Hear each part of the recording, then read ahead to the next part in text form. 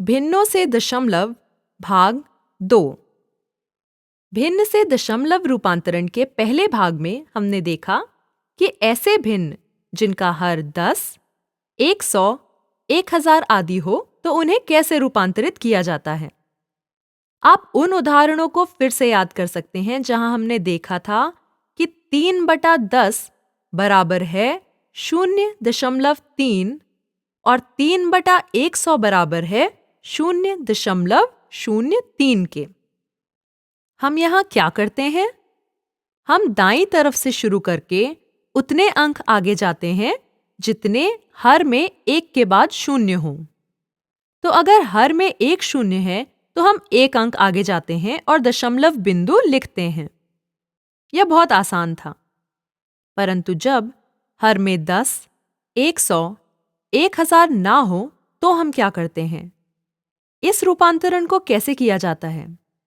यही सब हम इस भाग में देखने जा रहे हैं।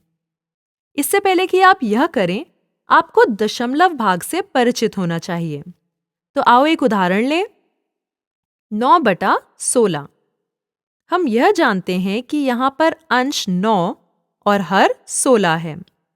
तो हम आसानी से 9 को 16 से भाग करते हैं। तो आओ भाग करें। 9 16 से छोटा है तो हम कह सकते हैं कि 16 बार 0 0 शेष 9 है। तो हम दशमलव बिंदु लिखते हैं और 9 के बाद 0 लिखते हैं और भाग जारी रखते हैं। देखो, अगर पूर्ण संख्या को भाग हो गया हो तो हम भागफल में दशमलव बिंदु लिखते हैं और नए शून्य को नीचे लेकर भाग को जारी रखते हैं। तो 16 5 बार 80 है, शेष 10 है। आओ एक और शून्य लगाएं। आओ भाज्य में एक और शून्य लगाएं और इसे नीचे लेकर आएं। तो अब हमारे पास 100 है। 16 6 बार 96 होते हैं, शेष 4 है। शेष अभी भी शून्य नहीं हुआ है। तो आओ एक और शून्य लगाएं और नीचे लेकर आएं। 16 2 बार 32, शेष 8, जो कि अभी तक शून्य नहीं हुआ है। तो एक और शून्य लगाकर उसे फिर से नीचे लेकर आएं। तो 16 5 बार 80 है। अब शेष शून्य है, इसलिए हम रुक जाते हैं। हमारा उत्तर है 0.5625। इसका मतलब 9/16 का दशमलव मान 0.5625 होगा। आओ एक और उदाहरण लें। अब इस बार यदि आप इस भिन्न को देखें तो यह एक मिश्रित संख्या है। तो जब यह एक मिश्रित संख्या हो, हम जानते हैं कि यहाँ पर एक पूर्ण संख्या है और दूसरा भिन्न का एक भाग है। तो जब हम इसे दशमलव संख्या में बदलते हैं तो पूर्ण संख्या दशमलव बिंदु से पहले होगी, ठीक? जिसका मतलब हुआ कि मेरी दशमलव संख्या जो भी होगी वो 7 दशमलव कुछ और होगी। दशमलव बिंदु के बाद जो भी संख्या आएगी वह भिन्नात्मक भाग होगा। तो यदि मैं 3 को 8 से भाग करती हूं तो जो भी उत्तर मेरे पास आएगा वह दशमलव बिंदु के बाद होगा।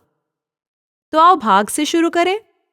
8 0 बार 0, 3 शेष है। आओ दशमलव बिंदु लगाएं और 3 के बाद 0 लगाएं और इस भाग को जारी रखें। अब जबकि पूर्ण संख्या का भाग हो चुका है, आओ भागफल में दशमलव बिंदु लगाएं और 0 को नीचे लेकर आएं। 8 3 बार 24, शेष 6 है और फिर से शेष 0 नहीं है। तो आओ एक और 0 लगाएं। 8 7 बार 56 है और शेष 4 है। फिर से एक और 0 लगाएं और इसे नीचे लेकर आएं। 8 5 बार 40 होते हैं। अब शेष 0 है तो हम रुक सकते हैं। तो भिन्नात्मक भाग है 0.375। आओ इसे 7 के बाद लिखें। तो उत्तर होता है 7.375। तो यह भिन्न को दशमलव रूपांतरण का एक तरीका है। क्या आप किसी और तरीके के बारे में सोच सकते हैं? 7 और 3/8 अगली संख्या है, जिसका मतलब है कि हम इसे अनुचित भिन्न में बदल सकते हैं। और यदि हम यह रूपांतरण करें तो यह कुछ इस तरीके से दिखेगा। 7 8 बार 56, 56 जमा 3 59 है, तो भिन्न 59/8 होगा।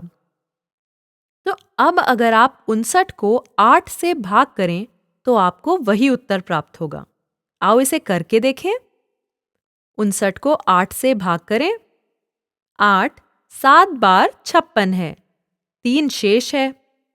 पूर्ण संख्या का भाग हो चुका है तो हम भागफल में दशमलव लिखते हैं। अब आप देख रहे हैं कि शेष 3 है और हम 3 को 8 से भाग करने जा रहे हैं। अब यहाँ भाग ठीक वैसा ही होगा जैसा कि पहले वाला भाग जो हमने किया था।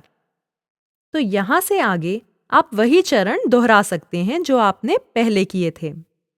अर्थात आपको उत्तर 7.375 प्राप्त होगा।